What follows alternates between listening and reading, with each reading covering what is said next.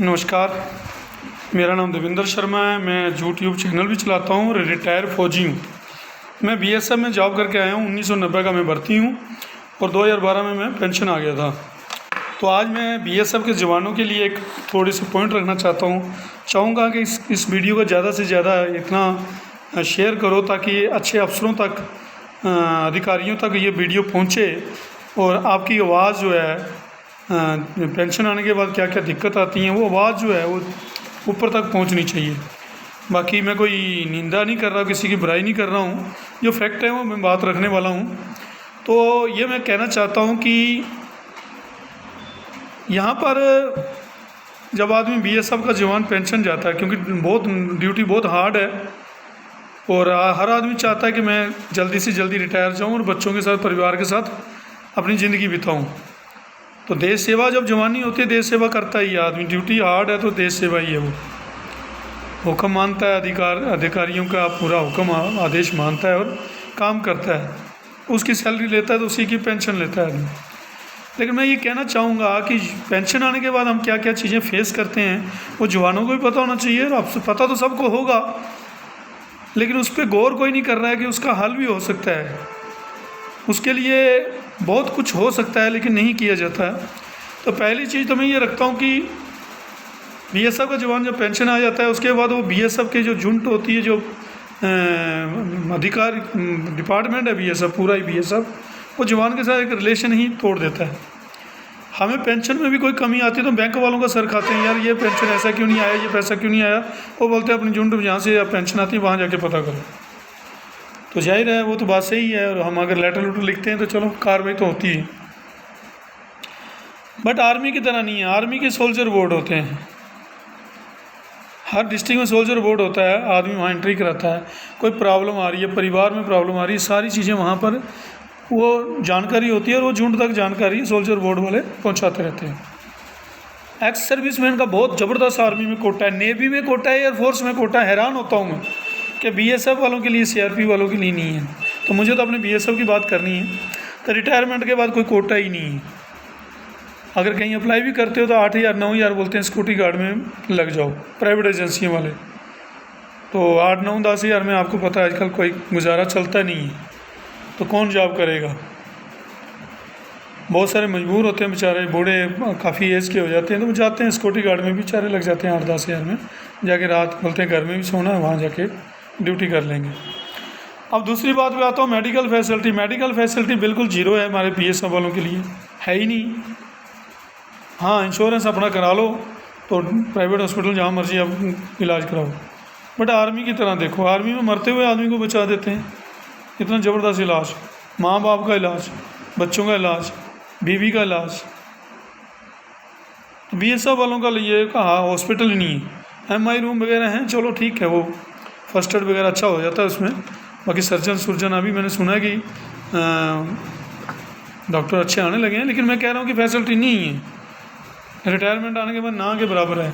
Even कि हम फौज में भी जॉब करते थे, हमें पता है, बाहर जाके ट्रीटमेंट कराते थे, सिविल में रेफ़र किया जाता था ज़्यादा कोई प्रॉब्लम होती थी। तो दूसरी चीज़ मैं ये बताना चाहूँगा कि आर्मी वाले, उनकी जुंट में कोई सेलिब्रेशन होती है, कोई एनिवर्सरी होती है, कोई फंक्शन होता है उनका, तो वो अपने झुंड के जवान को कार्ड भेजते हैं। और कई जगह मैंने देखा, एक सूबेदार हमारे तो उसको रेलवे ब्रांड भी आते हैं कि अपनी झुंड में आओ, फंक्शन है, वहाँ पर एंजॉय करो, रहने के लिए उनको जगह दी जाती है। तो एक उसका रिलेशन बना रहता है। और ये तो डिपार्टमेंट से, और मैं कह रहा हूँ कि जवान में जल गैप बन गया रिटायर आने के बाद। मैं कह रहा हूँ कि जो लोग बीएसएफ में जॉब कर रहे हैं और पेंशन वालों के साथ उनका भी तालमेल टूटा हुआ है।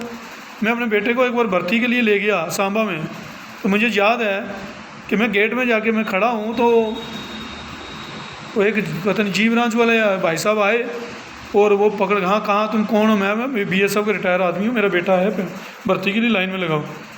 तो बोला चल चल चल बाहर चल बाहर चल। भाई मैं बाहर ही जा रहा हूँ, मैं गेट के अंदर थोड़ा जा रहा हूँ। अगर मैं चला भी जाता तो डिपार्टमेंट का आदमी हूँ, तो सिविल के लोगों के सामने हमारी बेइज्जती कर रहे हो।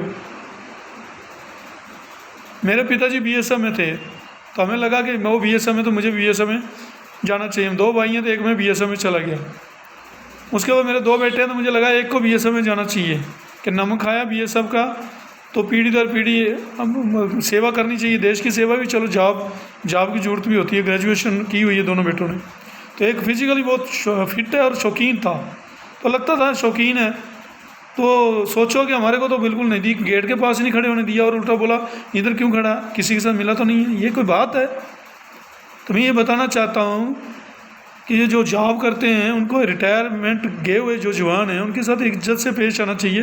कारण कि हम भी बीएसएफ का हिस्सा समझते हैं अपने आप को, और आप बीएसएफ को पूरा अपना ही समझते हो, आप मालिक बने हुए, बाकी सब जो पेंशन गया वो ख़त्म हो गया। तो ये चीज़ें बहुत सारे बेवकूफ़ लोग हैं अभी भी जॉब में कर रहे हैं। गवर्नमेंट है पता नहीं किस चीज़ का, उनको तमीज़ नहीं है। तो ये डिपार्टमेंट का काम है कि उनको ऐसी ट्रेनिंग दी जाए कि रिटायरमेंट जो बंदे हैं वो पहले वो बटालियन की इनकी, मेरे फादर साहब ने बीएसएफ की नींव रखी हुई है, 66 के भर्ती थे वो। हम तो बीएसएफ में ज़्यादा गर्व कर सकते हैं ना। वो जो मुझे धक्के मारा वो तो कल आया होगा, भर्ती हुआ होगा, उसको तो बीएसएफ की एबीसी थोड़ा पता है। मैं ये कहना चाहता हूँ, मैं कोई बड़ी कंप्लेंट नहीं कर रहा हूँ, मैं बता रहा हूँ कि ये बेवकूफ़ियाँ, ये त्रुटियाँ होती हैं। लेकिन आर्मी में क्या हो रहा है, आर्मी में उल्टा ब्लड रिलेशन की भर्ती है। पहले बीएसएफ में होती थी, पता नहीं क्यों बंद कर दी। ठीक है, आप बोलोगे कि वो होम मिनिस्टर से हो गया, गवर्नमेंट ये है वो है, लीडरों की बातें आ जाती हैं इसमें। मैं ये नहीं कहता, मैं बोलता हूँ आप ट्राई कितना करते हो, आप सब ट्राई करते हैं कि जवानों का भी ब्लड रिलेशन होना चाहिए हमारे आर्मी में है। तो आर्मी के बराबर पेंशन दे पा रहे हो आप? आर्मी के बगैर ड्यूटी करते हो ना, आर्मी से स्ट्रांग ड्यूटी करते हो आप। आर्मी से ज़्यादा फैसिलिटी होनी चाहिए। बीएसएफ तो मरती सबसे आगे है, बॉर्डर में रहते हैं हम। तो ये कहना चाहता हूँ, मैं इतने 10 साल से मैं कुछ नहीं बोल रहा था, अभी भी मैं कोई कंप्लेन नहीं कर रहा हूँ, मैं एक सजेशन दे रहा हूँ कि अगर ये ऐसा हो, ये मेरा दर्द है, एक बीएसएफ के सिपाही का दर्द है, जो ये वीडियो के मार्फत आप लोगों तक पहुंचना चाहिए। ऐसा नहीं है कि लोग पेंशन आके सारे भूखे मरते, भूखा कोई नहीं मरता है। काम काज जिसका जितना दिमाग चलता है उतना काम कर लेता है। सिविल में बिजनेस भी लोग करते हैं, सब कुछ करते हैं। लेकिन बीएसएफ में अगर जवानी पूरी दे के आए तो बीएसएफ का कोई फ़र्ज नहीं बनता कि खाली इतनी सी पेंशन दे के भेज दिया। उसके बाद उसको, मेरे को पूछा किसी ने आज तक डिपार्टमेंट का कोई बंदा, मैं कोई इवन के कैंटीन में गया, मुझे बोलते हैं जाओ जलंधर जाके वहाँ मतलब 200 किलोमीटर दूर जाके पहले कार्ड बनवाओ कि मैं रिटायरमेंट बंदा हूँ और ये मैं इस सेक्टर के फ्रंटियर के अंडर आता हूँ, तो आप मुझे कार्ड बना के दो, तो मैं बीएसएफ में जाके 4 बोतल दारू या थोड़ा सामान लूँ। 200 किलोमीटर पहले दूर जाऊँ एक कार्ड बनाने के लिए। ये फैसिलिटी आप तो मुझे घर में भी तो पहुंचा सकते हो ना, कि भाई आप रिटायर आए थे इस साल में, आपने अभी तक कार्ड नहीं बनाया, आप अपने डॉक्यूमेंट सबमिट करो, आपको कार्ड भेजने हैं, हम ऑनलाइन भेज सकते हो।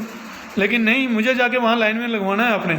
और वहाँ जाते ही मेरे लिए अफसर नहीं, कभी इंस्पेक्शन चलती है, कभी कुछ चलता है, मेरे लिए कहाँ कार्ड तुरंत तो बनेगा नहीं ना। तो मेरे साथ ऐसा ही हुआ। इस साल 2 बार गया, दोनों बार नहीं बना, मैं छोड़ ही दिया, मैंने नहीं बनाना यार, छोड़ो। ऑनलाइन आप चीज़ें देते हो, बोतलें देते हो तो ठीक है, ऑनलाइन डिलीवरी भी ऑनलाइन दो, कोरियर के थ्रू दो, कोरियर का खर्चा लोग करेंगे। तो मुझे आप बोलोगे कि 100 किलोमीटर दूर जा कैंटीन में पहले जा, वहाँ 6 बोतल लेने के लिए मैं पहले 200 रुपये किराया खर्चूँगा, फिर वहाँ जाके लाइन में लगूँगा। फौज में तो मजबूरी थी ना सर, फौज में नौकरी करते थे तो लाइन में लग जाते थे। सिविल में आके कौन सी मजबूरी है कि हम लाइन में लगें?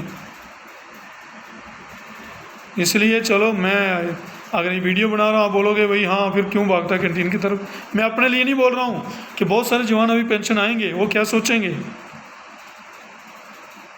नम खाया हमने बीएसएफ का, हम बुराई नहीं करेंगे इसकी, और बुरा नहीं है कुछ, लेकिन क्या कोशिश नहीं हो रही है। नेवी वाले आ रहे हैं, आते स्टेट बैंक में लग रहे हैं, स्कूलों में लग रहे हैं, एयरफोर्स के बंदे आ रहे हैं, स्कूलों में लग रहे हैं, डीसी ऑफिस में लग रहे हैं, जगह जगह जॉब, सिविल में उनको जॉब वैकेंसी है उनके लिए। आर्मी वाले आ रहे हैं, स्टेट बैंकों में बैठे हुए 40,000 तनख्वाह ले रहे हैं। और बीएसएफ के जवान को आप बोलते हो कि किसी फैक्ट्री में जाके सिक्योरिटी गार्ड की ड्यूटी कर ले 8,000 तनख्वाह पे। कोई बात नहीं, ये वीडियो बहुत लंबी हो रही है। जिन लोगों ने ये सब्सक्राइब नहीं किया उसको सब्सक्राइब कर लें और वीडियो को ज़्यादा से ज़्यादा जवानों तक पहुंचाएं, ताकि आने वाले टाइम में मैं इस पर और भी कुछ रोशनी डाल सकूं। तो बस रिक्वेस्ट है, हाथ जोड़ के विनती है अफसरों को कि जो जवान पेंशन जाते हैं उनके साथ तालमेल होना चाहिए डिपार्टमेंट का। कई लोग ऐसे हैं उनको आज तक आई कार्ड नहीं मिले, पेंशन आए हुए 10-10 साल हो गए। मेरे पिताजी को पेंशन आए हुए कितने साल हो गए थे, आई कार्ड नहीं मिला था बेचारे को। वो डिस्चार्ज, इतनी सी डिस्चार्ज बुक पूरी लेके जाते थे। और टोल प्लाजा जो हैं उनमें हमारे कार्ड नहीं चलते, बोलते हैं ऑन ड्यूटी में। नहीं सर, नहीं चलेगा, एक्स सर्विसमैन का कार्ड नहीं चलता, आर्मी वालों ने टोल प्लाजा एक्सक्यूज़ के लिए कार्ड बना रखे हैं। पेंशन आए हुए हैं मेरे साथ के इधर नज़दीक हैं सुबेदार हैं, वो कार्ड दिखाते हैं कि टोल में वो मेरा कार्ड दिखाता हूँ, टोल नहीं लगता। और हमें 200 किलोमीटर जाना हो तो 2 बार जाना 2 बार आना, टोल 400-500 रुपये मेरा टोल वाले खा जाएंगे। और जवानों को एक सलाह दूंगा, जो जवान हैं उनको एक सलाह दूंगा, जब भी पेंशन आते हो उससे पहले अपना घर बना लो। पेंशन आने के बाद घर बनाओगे पैसा ख़त्म हो जाएगा। गाड़ी गुड़ी लेनी है तो पेंशन आने से पहले ले लो, बाद में आके पेंशन आके उस पैसे से प्रॉपर्टी बनाओ, एफडी बनाओ, एफडी के ऊपर लोन उठा के फिर बिज़नेस करो। घाटा भी पड़ेगा तो चलेगा, आपकी एफडी बची रहेगी। Thank you. जय हिंद, जय भारत, सल्यूट।